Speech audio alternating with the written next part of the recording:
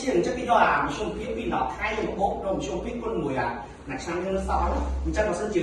លុយមួយខែរបស់យើងច្រើនណាឆ្នាំយើងក៏ច្រើនចាំនឹងដែរបាទចុះបើខ្ញុំថាកាប់ណាឆ្នាំចំណេញ10ពេលនេះហើយចំណេញលុយចុះទីទៀតបាទ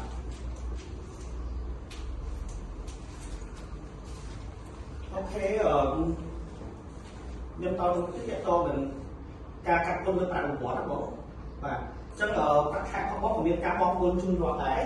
បាទអញ្ចឹងអានេះគឺជាតារាងពន្ធក្នុងឆ្នាំ2026បាទយើងប្រើប្រាស់តាំងពី2024មកយើងមិនទាន់មានការដោះដូរទេបាទអញ្ចឹងនៅពេលដែលបងបើកប្រាក់ខែមកបងអាចធានតារាងពន្ធនៅបានអញ្ចឹងបើសិនជាប្រាក់ខែបងនៅចន្លោះពី0រៀលដល់1.5 រៀលគឺមានការបង់ពន្ធជូនរដ្ឋទេពន្ធ0%ពី1.5 រៀលដល់2លានរៀលបាទពន្ធ5%ដល់នឹងមានពន្ធ75000ពី2លាន1រៀលដល់8លាន5សែនកាត់ពន្ធ10%ដល់នឹងមានពន្ធ75000ពី8លាន5សែនរៀលដល់2លាន5សែនដល់5%លើកពី12លាន5សែនកាត់ពន្ធបង20%បាទអញ្ចឹងមិនប្រកាសថាបងបាត់លុយមកនៅចន្លោះនេះគេកាត់ពន្ធបង%ហ្នឹង5%ហ្នឹងគឺគេកាត់ពន្ធបង7លាន5000ហ្នឹងមិនមែនប្រកាសចឹងណាបងគេមានរបៀបកាត់នេះគេទៀតខ្ញុំលើកឧទាហរណ៍ទី1បាទកាត់ឲ្យបងទៅលីវបាទ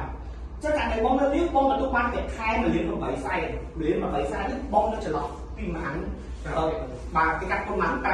បងវានៅចន្លោះពី1លាន5សែន1រៀលដល់2លានរៀលតែបងបាទចឹងកាត់ពន្ធបង5%ណាបាទចឹងគេយកលុយហ្នឹងគុណនឹង5%បាទលុយតែខែរបស់បងគុណនឹង5%ដកនឹងមានពន្ធ75000ចឹងមួយខែបងគុណជូនរដ្ឋ15000រៀលតើទេបងមិនបងប៉ុណ្នេះណាចឹងក្នុងករណីបងទទួលបាន2លាន50វាកាត់ពន្ធបង10%ទៅអត់បាទចឹងគេយក2លាន50ហ្នឹងគុណ10%ដកនឹងមានពន្ធ75000លេខដល់75000ដូចមុនហ្នឹងណាបងបាទចឹងមានចាក់វាមកឃើញយើងហ្នឹង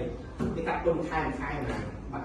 អានេះកាត់ដៃបងនៅលីបងពន្ធប៉ុណ្ណឹងខ្ញុំលើកឧទាហរណ៍ទី2បងមានសហព័ន្ធជាផ្ទៃក៏ប្រពន្ធមួយនិងកូនមួយក្នុងបន្ទប់ម្នាក់ជួយសម្រាប់បង500,000ពីរអ្នកបានណា30,000ណាបាទចឹងក្នុងករណីដែលបងទទួលបានលុយប្រាក់ខែដដែលគេជួយសម្រាប់បន្ទប់បង30,000នៅសល់1.5សែន1.5សែននោះជាប់ពន្ធទេបងចាប់ពី1.5សែនហ្នឹង1រៀលដែរចាប់ពី1.5សែន1រៀលឡើងទៅបានជាប់តែ